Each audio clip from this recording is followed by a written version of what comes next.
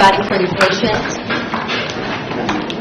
Several folks are going to be coming out. I'm going to go ahead and give you just a few housekeeping notes, if that's okay. I know you guys have been very, very patient. It has been a very fluid situation today. We've had many promising leads come out throughout the morning, and those have worked out in our favor. It is a good day because Curtis Watson is in custody, and we're going to hear from several speakers today. That includes TBI Director David Roush, TBOC Commissioner Tony Parker. He's also going to introduce you to some very key members of his team. Commissioner of Safety Jeff Long, 25th District Attorney General Mark Davidson, as well as some very special members of the Henning community, Harvey and Ann Taylor. They gave us a call. We have something pretty important. I do urge you, for those of you who want to get sound from them, let this be the time that you get sound from them. These are private citizens. We want to let them to get back to their private life. They did a good thing today. We want to let them talk to you guys. Please respect their privacy after this. Remember, their house is on private property. We want you to get the sound that you need today, but after this, let this family go back to just being a family. We also want to introduce some very important members of this search team.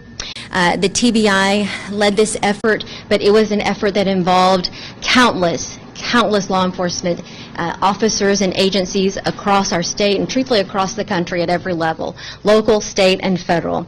The THP, a very vital role in this effort. We have Lieutenant Colonel Perry here.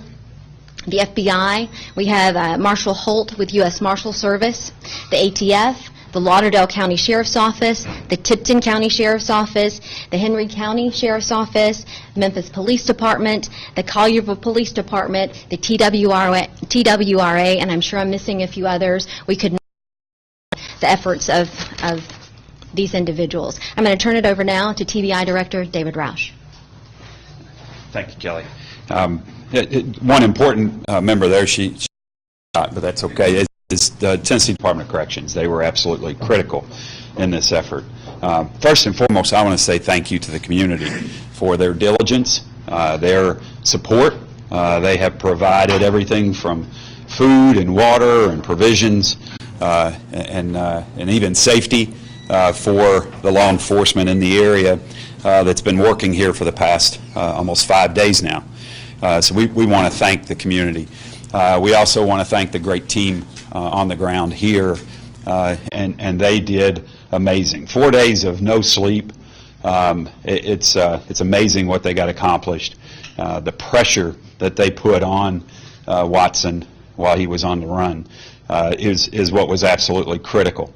The show of manpower and the number of law enforcement officers involved in this was absolutely unmatched. And so we're really appreciative of all of the support of all law enforcement that was in this area taking care of this, regardless of where you were at or what row you were a part of this capture. You were critical to this happening. At approximately 3:30 a.m. this morning, we did receive that tip from the Taylor family that they believed to have video of Watson on their Ring camera device, and it captured him, and it was a clear photograph, if you've all seen by now, of him on their surveillance cameras. At that point, within 30 minutes, hundreds of law enforcement was on scene and in that area, which then kept it contained and controlled from that point forward.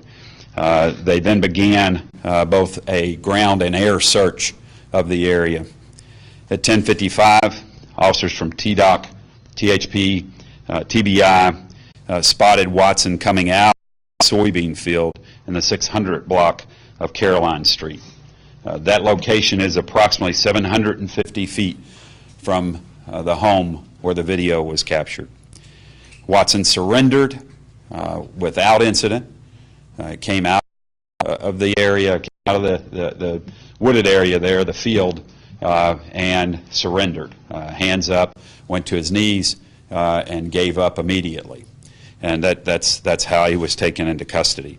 And that location where he was taken into custody was approximately 10 miles from the prison where the escape happened. And so, again, I want to reiterate just the importance of the strong effort of law enforcement. I also want to point out that while I was with our team this morning, after the capture, we received a call from the governor, and he expressed his appreciation to everyone that was involved in this. And he wanted to make sure everyone understood how important it was and how appreciative he is of the effort that went into this for the safety of this community and for the safety of Tennesseans. And so we thank you.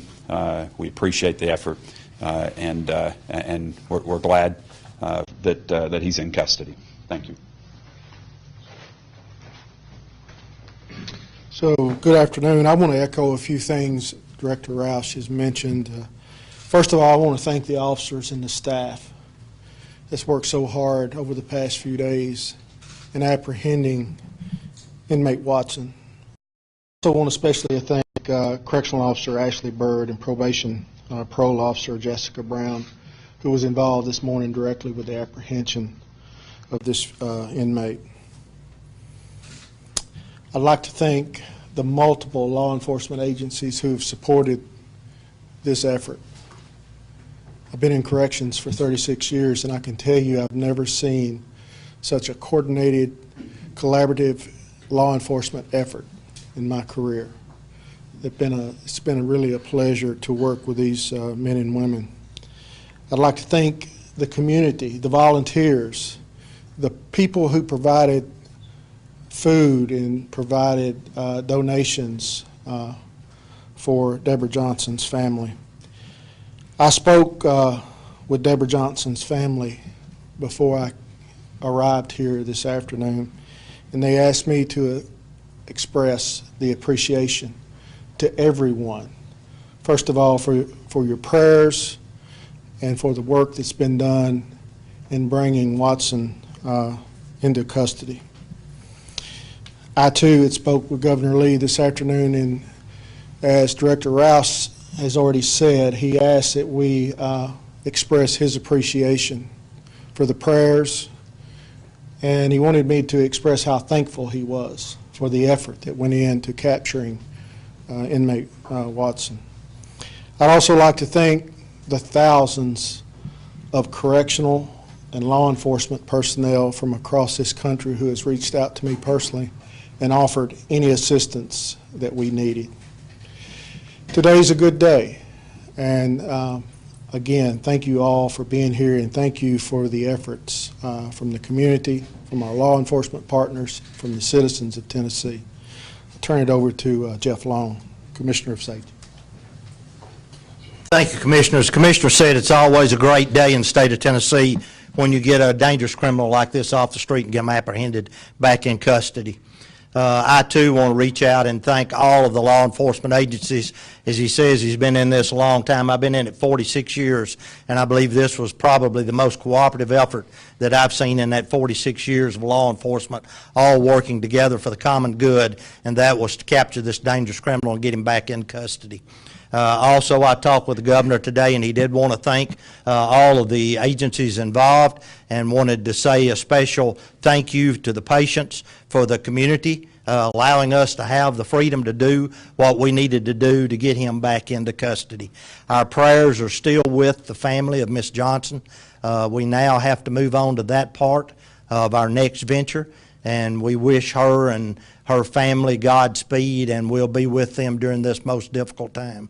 Again, it's a great day here, and I just want to say to all the law enforcement, thank you for all the cooperation, the working together on it. It's always a team effort. Also, I want to say to the community, we made a commitment to you the first or second day this happened that we would not leave your community until in custody and leave you protected, and we have lived up to that and are just glad that this community can now get back to the common theme of the community and rest and enjoy their days. Thank you. Thank you, Commissioner. I'm Mark Davidson. I'm the District Attorney here in the 25th Judicial District, which includes Lauderdale County. I also want to say thank you to all the local, state, and federal law enforcement for their tireless and relentless pursuit of this dangerous criminal. Thanks to their efforts, he's been apprehended and can be held accountable for his actions and his crimes. I want to give our condolences and sympathies to the family of Deborah Johnson, the victim in this case. Our office will be doing everything that we can to guide them and support them through the process and the prosecution. Today, Curtis Ray Watson went from being a escaped convict to being a criminal defendant facing charges of first-degree murder, aggravated sexual battery, especially aggravated burglary, and escape. I can assure you that our office will be resolved to see that he is put back where he can never escape again and harm anybody in our communities. He will be arraigned this coming week in the Lauderdale County General Sessions Court to begin the prosecution. That's where the case will begin, and it will not end until we get justice for Deborah Johnson and her family. Again, I want to say thank you to all the law enforcement that got us to this point, and rest assured that this defendant will not be able to escape again and menace our communities anymore. Thank you. Thank you, General. Now, if the Taylors would make their way up. Mr. Harvey and Miss Ann did a very good thing this morning. They were vigilant, just like we had asked the community to be. They're going to tell you a little bit about how their day began this morning. Mr. Harvey? Okay. Hello. We were awakened about 3:30 this morning by the alarm on the Ring doorbell saying that someone was in our backyard. We pulled it up on the screens so that we could see it in the house, and we looked out, and there was this guy in the refrigerator. We have a refrigerator on our carport there, and he was in the refrigerator with his back. We could see his back, the camouflage clothing he had on, but we couldn't see his face at first. And once he closed the left side of the refrigerator door, my wife could see his face and recognize his beard, similar to mine. But she could see it. She said, "That's him. That's him." So I prepared for if he tried to come inside, and then we called 911. They sent out their representative, and from there, with God's help, they got him. And our community should be relieved that he's back in custody. Thank you. The Taylors are willing to take just a couple of questions. Again, just a couple of questions if you have them. If I could, Commissioner, we say, both you and your wife, at any point did you fear for your own safety, and what was going on in your minds and in your hearts? Sure, yeah.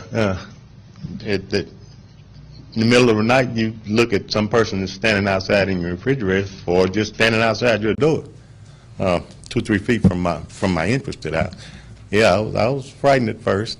And when you recognized who it was? When we recognized who it was there, it heightened that fright, that fear. But I think we did the right thing. And I think because we were looking at the ring, and we could see every move that he was making. And because, like he said, he had us covered in the house, that it made us feel a lot safer as long as he didn't try to get into the house. Do you have a weapon to protect yourself, and did you get it? Yes. Yes. You know, after all the news coverage over the last 4 days, it's been all over every single channel. I'm sure you guys have seen it, been on the lookout. What's it like knowing after all that you were, the two that helped bring him into custody? Did you think that would ever happen to you? No, I didn't. Never did. Since it did, I'm just relieved that it went the way it did. Thank you. Thank you. When there's a $52,500 reward, have they talked to you about that, and are you due that money? I would think so. Thank you, guys. Thank you. Thank you very much. We will take a few questions if you have them now. questions? Can you explain what Watson's condition was when you found him? Because we're hearing he was kind of covered in bug bites, his feet were in pretty bad shape of being wet, and we know he was taken to some sort of medical facility. Yeah, he was taken to the hospital to be treated. He was obviously weathered from his time in the outside. He did have a number of mosquito bites. He did have some issues with his feet because of the wetness. And he did have ticks that had to be removed. So those are about all we can really talk about in terms of the medical. Did he say anything about his escape? What did he say when he got taken into custody? At this point, we're still investigating. We still are working through that. But he didn't say anything to the officers as they approached him? No, not immediately, no. I mean, he just small talk, but nothing. Nothing. He was relieved to be over with his run. Relieved? Did he seem remorseful for killing Deborah Johnson? I can't go into that at this point, but like I said, I can tell you that he had made the comment that there was he knew he wasn't getting away because of the number of law enforcement that was present. Is there any reason to believe anyone was helping him? Because we noticed he changed clothes and he was wearing camouflage clothing. Where did he get that from? Yeah, we have no indication that anyone assisted him. Everything that he had taken from other locations. When did we get to talk about the reward? That will be something that we'll have conversations about, and we'll address that. I might have missed this, but was he armed? As far as I know, we don't have anything yet, but we're still not done with checking everything. He had a backpack, so we haven't gone through it completely yet, so I can't answer that completely. Does it look like he stayed within this area, or he traveled outside of the county? No, he was in this area the whole time. And maybe a question for the prosecutor about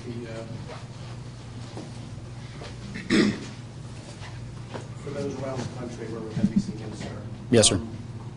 A charge of murder, will he potentially face the death penalty, or what will happen in this state?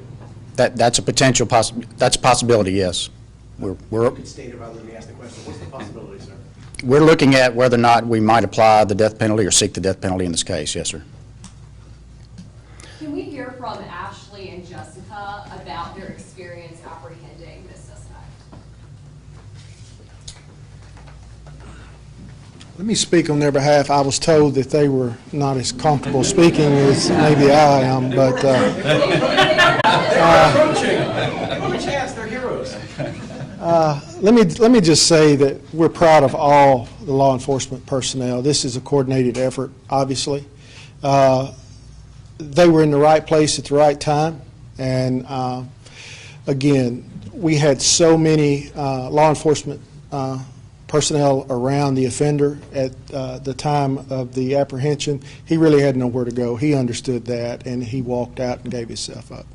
Just how many people did you have searching? Because we saw people on four-wheelers and trucks, helicopters. You know, I don't have an exact number, but I know, I would say in excess of 300 to 400 people total.